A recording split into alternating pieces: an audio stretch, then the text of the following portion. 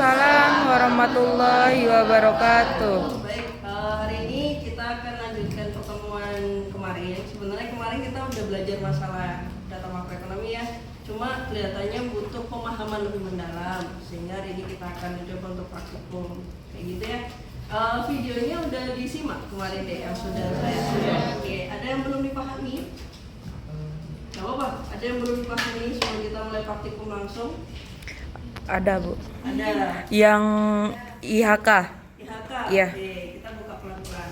Untuk GDP, deflator GDP ada yang masih belum paham? Paham ya, gampang ya kalau deflator GDP. Saya ulangi lagi kompetensi dasar kita. Pertama adalah untuk mampu menjelaskan pendapatan nasional dan perhitungan GDP deflator. Kemudian mampu menjelaskan pengertian perhitungan indeks konsumen, kemudian mampu menjelaskan pengertian tingkat pengangguran. Ini secara garis besarnya, ya. Oke, deflator GDP sudah clear, baik. Kemudian IHK, IHK masih bingung ya? IHK itu adalah indeks harga konsumen yang bertujuan untuk dapat tingkat inflasi yang terjadi pada periode tertentu. Oke, nah. Perhitungan IHK, oke, kita awalnya berangkat dari sini dulu, pelan-pelan ya. Nanti kita coba praktek. Di sini kalau ketahuan ada harga, kemudian ada tahunnya berapa. Kelihatan deh, dari belakang kelihatan jelas. Oke. Kemudian ada dua kuantitas, ada dua komoditas apel dan komoditas Jeruk. Ini kalau terlalu silau kita matikan lampunya nggak apa-apa. Nggak Cukup apa-apa. ya? Atau dimatikan? Matikan aja. Oke. Kayak gini? Oke, baik. Oke, baik. Ada dua komoditas, apel dan jeruk. Untuk realnya, kalau misalkan dalam perhitungan yang sebenarnya komoditasnya banyak. Gak cuma dua komoditas. Komoditasnya apa, Bu? Barang-barang yang rata-rata dibeli oleh konsumen. Ada beras, tepung, telur, minyak, dan lain sebagainya. Oke, di tahun 2017 harga apelnya saya pakai dolar biar nolnya nggak terlalu banyak. Kemudian dikali dengan harga apel sehingga dapat harga keseluruhan. Dari sini paham dulu. Oke, tahun 2017 $10 ditambah dikali 30 ditambah $11 dikali 25. Ketemu harga keseluruhannya 575. Kelihatan?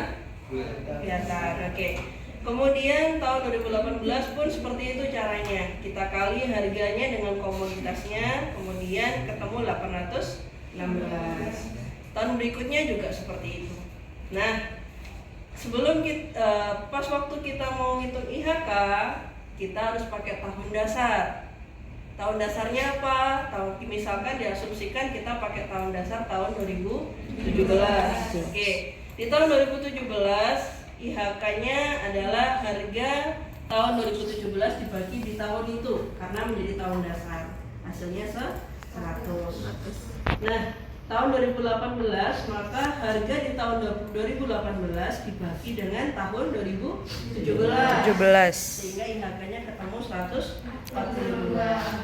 Tahun 2019 berarti harga tahun 2019 dibagi dengan tahun dasar di tahun 2017 ketemu 220. Dari sini paham deh? Paham. Kemudian seterusnya sampai tahun 2021. Kemudian baru kita bisa ngitung laju inflasi. Oke, laju inflasi itu apa? Ada yang tahu? Laju inflasi adalah apa ya? Laju inflasi adalah kecepatan atau perpindahan atau perubahan dari tahun dasar. Maksudnya gini, kalau dari tahun sekarang dengan tahun sebelumnya itu laju inflasi. Jadi kalau misalkan di tahun 2018 karena di tahun 2017 menjadi tahun dasar, maka ininya laju inflasinya masih belum teridentifikasi ya. Nah, baru bisa dihitung pas tahun 2018. Berapa tahun dasar laju inflasinya? Berarti IHK tahun sekarang dikurangi tahun sebelumnya dibagi 100 dikali 100%, ketemunya 40%. Gampangnya gini, kalau sekarang inflasi tahun kemarin inflasi 100, kemudian tahun ini naik jadi 142, berarti berapa kenaikannya? Maksudnya berapa? Masuk. Ayo masuk. Berarti berapa kenaikannya? 42%. Nah, 42%. Itu ya kenaikan dari titik semula. Kenaikan dari titik semula. Kemudian laju inflasi tahun 2019. Kita hitungnya di tahun 2019, IHK tahun 2019 dikurangi IHK tahun 2018, kemudian dibagi IHK tahun 2018 dikali 100%. Ketemunya 55%. Oke, dari sini ada yang masih bingung? Ada yang mau ditanyakan lagi? Udah, Bu. Sudah, oke baik. Nah, kenapa sih Bu kita perlu ngitung kayak gini? Ya, ini saya tunjukkan beberapa artikel yang sudah saya buat dengan soulmate saya, dengan kebetulan dengan suami saya. Yang pertama di tahun 2019, kemudian yang ini di tahun 2021. Nah, ini adalah salah satu artikel saya tentang menguji keberadaan structural break pada transmisi kebijakan moneter di Indonesia. Salah satu data yang kita pakai adalah data GDP, pendapatan nasional ya, gross domestic product. Nah, datanya di mana Bu? Tapi di sini kita nggak pakai GDP, kita pakai EP karena datanya bulanan. Nanti di akhir perkuliahan kita akan coba buka statistik. Oh, kemarin sudah ya? Sudah ya, kita buka statistik. Kalau data EP ini data dari mana Bu? Data dari Bank Indonesia, SDDS, Special Dissemination. Apa ya? Saya kok lupa singkatannya. Oke. Kemudian ini jalur biasa. Kalau muncul-munculnya udah tingkat nanti kalau kalian belajar ekonometrik akan belajar apa itu VAR, apa itu ARDL, apa itu regresi kayak gitu. Ini datanya sudah ada deh, kita tinggal download saja. Kemudian kita bisa ngitung berapa SBIS, sertifikat Bank Indonesia Syariah, kemudian PUAS, pasar uang antar bank syariah. Sudah ada datanya. IP itu adalah GDP tapi per bulan. Industry Production Index. Kalau CPI HKI tadi, harga konsumen. Ya, IHK atau HKI. Indeks harga konsumen itu yang CPI. Datanya sudah ada, kita tinggal running aja. Kemudian yang kedua, artikel saya tentang monetary policy dan Islamic banking stability di Indonesia. Jadi kebijakan moneter dan kestabilan Bank Indonesia. Apa aja Bu yang dipakai data di makroekonomi yang dipakai? Pertama kita pakai data inflasi. Kemudian kita pakai, cukup inflasi karena ini ngomongin kebijakan moneter. Datanya nggak ditampilin di sini, tapi kita bisa dapat datanya di Bank Indonesia. Gitu ya. Untuk topik-topik penelitian ekonomi itu memang lebih enak kalau kita pakai data yang sudah jadi, sudah disediakan oleh entah Bank Indonesia maupun BPS. Oke.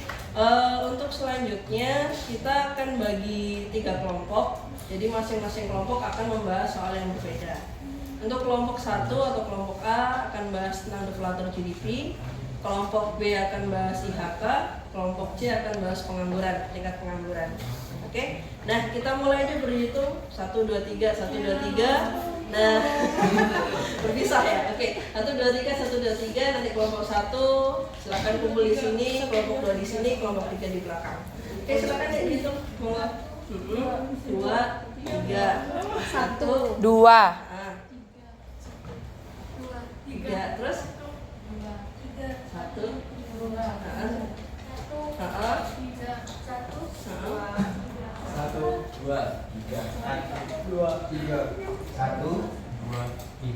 Oke, pas 3.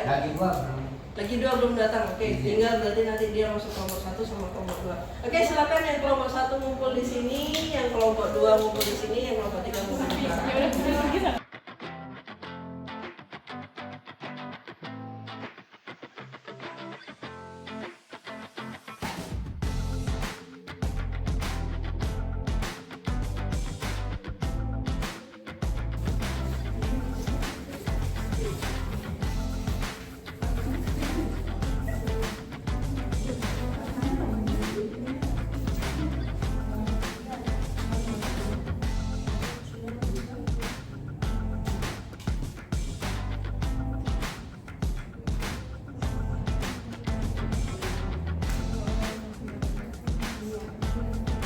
Boleh nanya? Oke, apa? Ini populasinya berapa nggak dipakai? Populasi? Nah, hati-hati. Karena populasi populasi itu kan iya benar. Jumlah yang bekerja. Beda.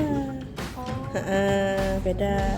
Kalau jumlah yang tidak kan di populasi itu ada angkatan kerja sama yang tidak termasuk angkatan kerja. Gitu kan? Coba dibuka lagi slide-nya ya.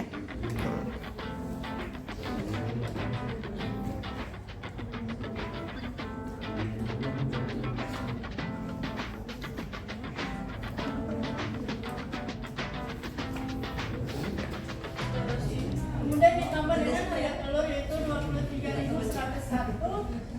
Kemudian dikali kuantitas telur. Tapi bisa maksudnya.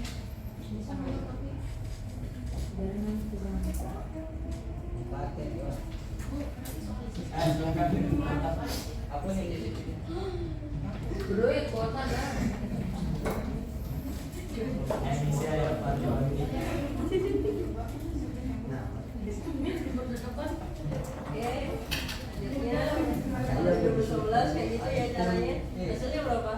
Biar cepat ya. Oke,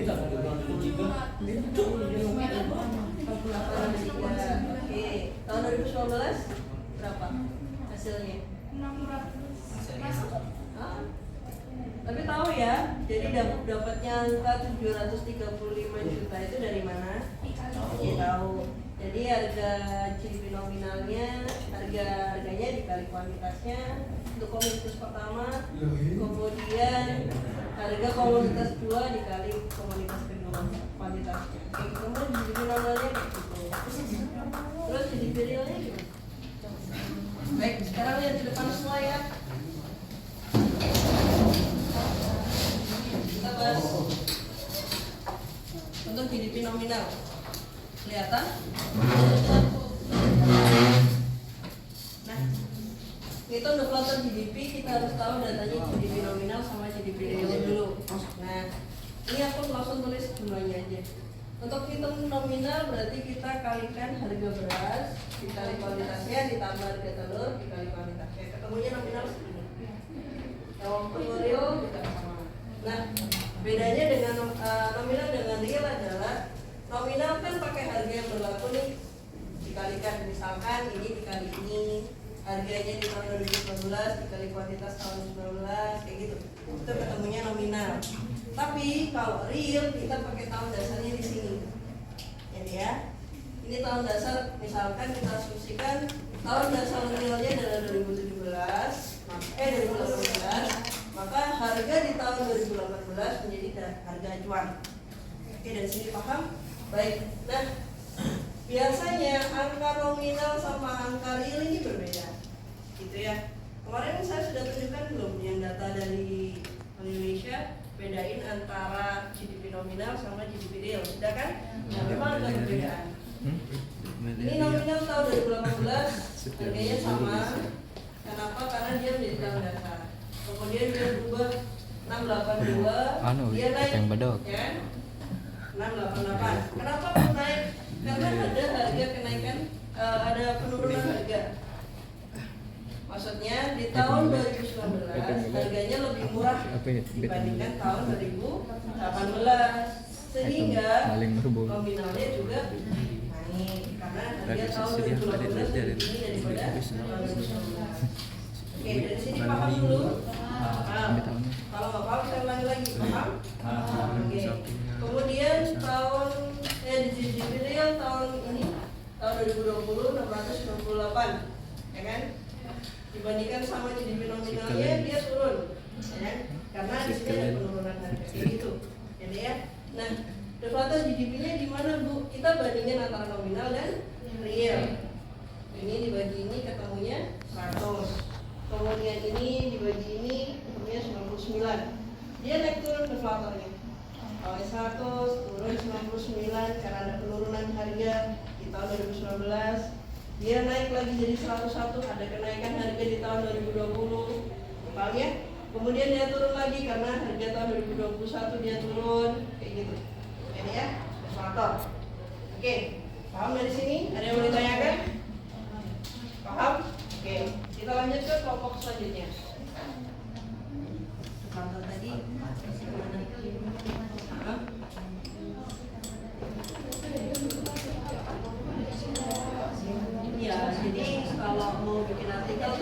buat yang lain juga nggak apa-apa. Jadi ini temennya ada yang tanya nih, Bu, gimana sih maksudnya kalau bikin artikel yang pakai data-data kita harus teliti dulu nggak? Kalau data kuantitatif, uniknya dibandingkan penelitian kualitatif, kalau data kuantitatif itu kita harus punya penelitian sebelumnya nih, based on teori. Modelnya juga sudah harus pakem.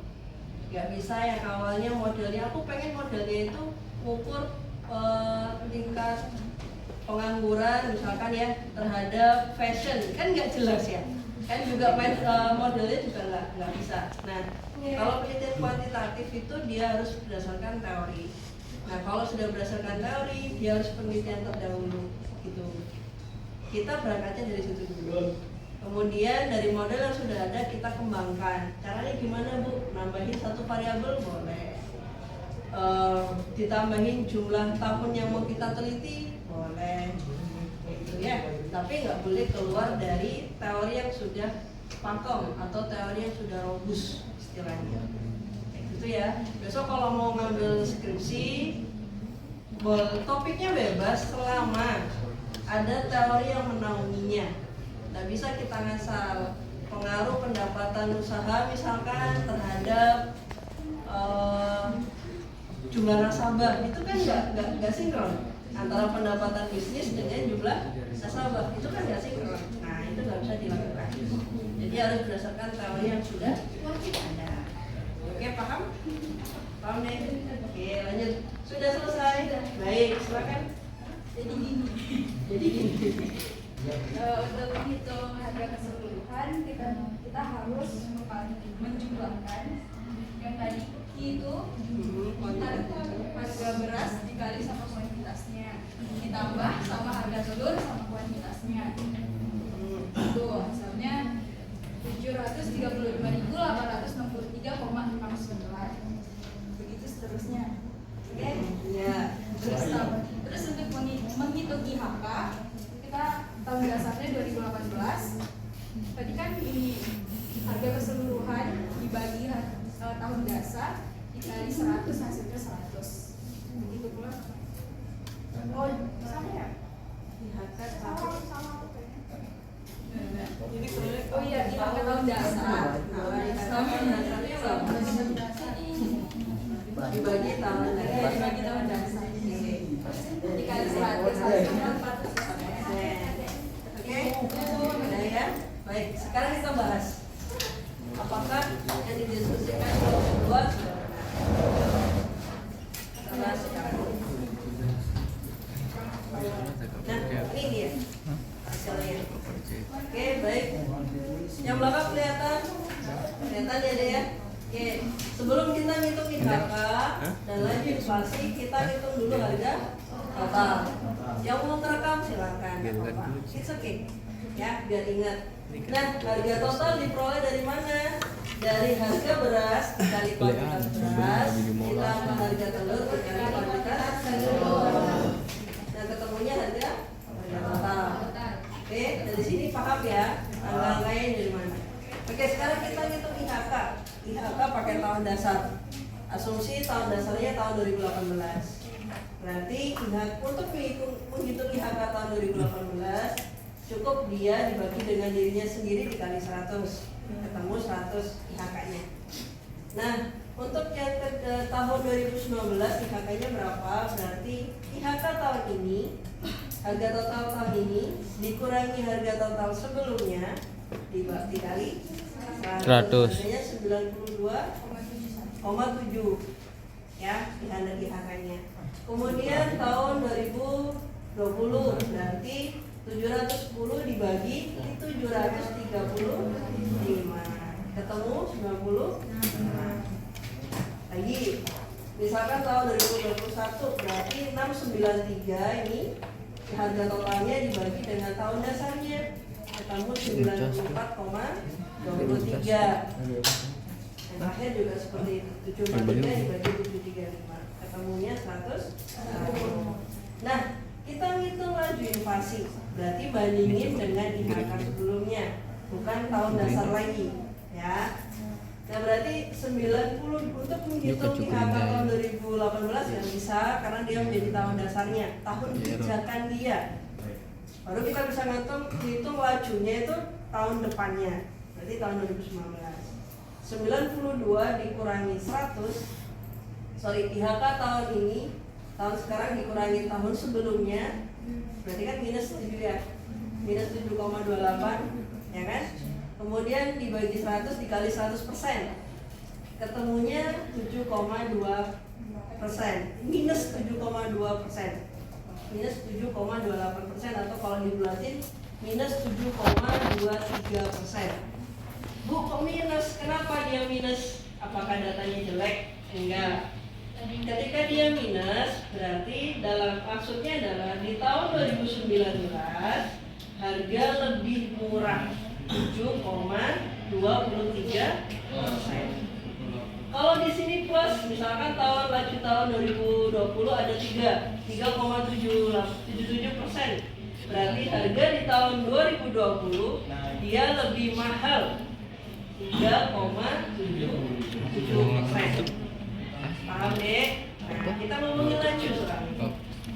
Kalau ngomongin laju kita nggak pakai tahun dasar, tapi kita bandingin dengan tahun sebelumnya. Oke? 9.767.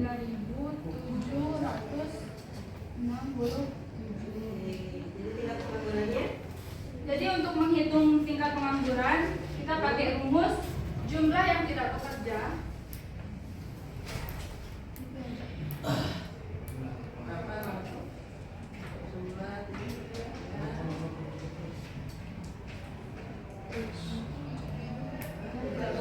dibagi angkatan kerja dikali 100.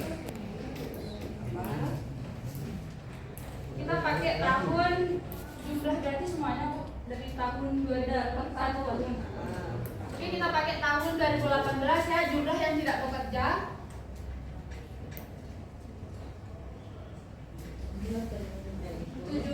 Tujuh ribu 73 dibagi dengan angkatan kerja pada tahun 2018. Iya benar kan? 355 kali hasilnya 5,3%, Bu. Oke, cukup ya? Oke. Keren. Ya.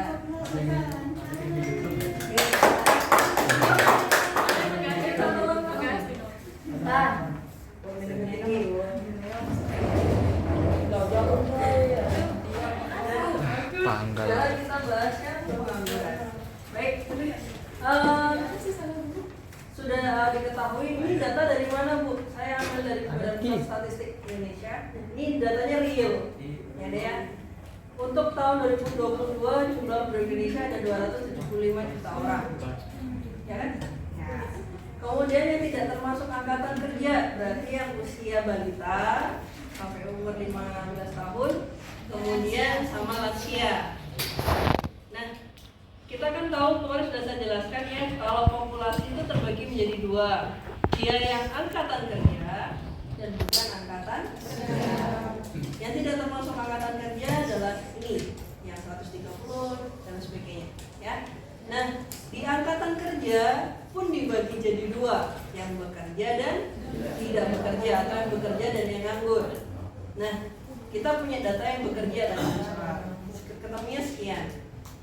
Nah, kalau mau menghitung tingkat pengangguran, berarti kita harus punya data penganggurannya berapa, sama angkatan kerja berapa, ya kan?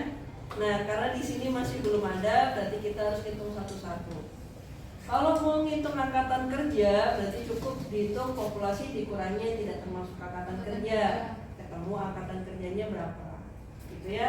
Kemudian baru kita bisa ngitung pengangguran. Jadi angkatan kerja dikurangi pengangguran, angkatan kerja dikurangi bekerja, ketemu pengangguran. Dari sini kecepatan saya bicara, jelas? Oke, baik. Nah, ketemu penganggurannya berapa? 7.000 gitu ya. Nah, dari sini kalian bisa lihat ini dalam juta deh, dalam juta. Ada 7 tahun 2018 ada 7 juta orang menganggur. Kemudian ada peningkat di tahun 2000, peningkat tajam di tahun 2020. Kenapa kira-kira? Karena COVID. Meningkat 9,767 ya. Kemudian dia melandai lagi di tahun 2021 karena kita udah mulai recovery. Jadi ya, kita udah mulai bangkit dari COVID sampai sekarang. Ini tahun terakhir tahun 2022 datanya kita turun. Nah, dari sini kita bisa melihat tingkat penganggurannya berapa. Yang awalnya tahun 2018 naik, kemudian dia turun, sempat turun, naik tajam di tahun 2020 karena kita kena COVID sehingga penganggurannya naik tajam.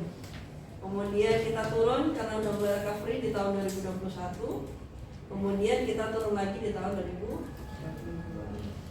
Oke, dari sini paham? Paham, baik.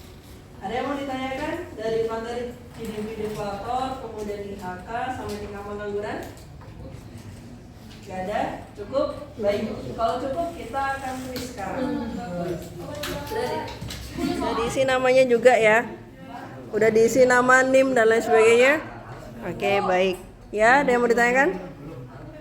Ada yang belum bisa? Sudah. Sudah ya? Bisa kita mulai? Oke. Soal nomor 1 silakan dijawab. Belum. Kan kata kuncinya. Kata kuncinya. Oke.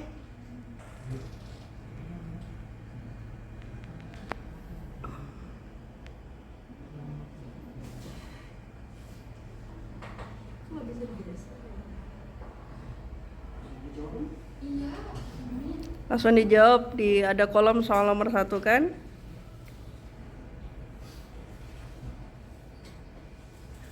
Gampang ya soalnya.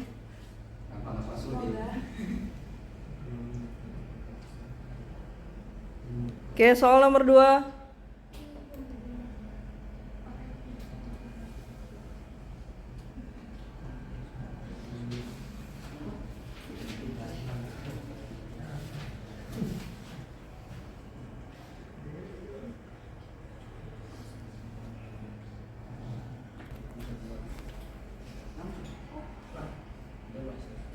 Soal nomor 3.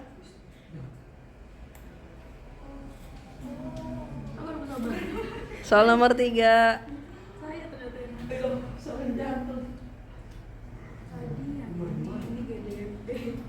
Nomor 3 ini Bu. Iya, nomor 3 ini. Kalian, tolong teman-teman perhatiannya bentar. Baik, hari ini kita udah membahas tentang deflator GDP, kemudian kita sudah bahas IHK, dasar harga konsumen, sama laju pengangguran, tingkat pengangguran. Dari sini ada yang masih bingung? Enggak ya? Baik, kurang lebihnya saya mohon maaf. Insya Allah ketemu lagi minggu depan dengan materi pendapatan. Oh ya, untuk mata kuliah lain minggu ini, untuk mata kuliah makro minggu depan dengan materi pendapatan nasional. Kita akan bahas satu persatu komponen dari pendapatan nasional.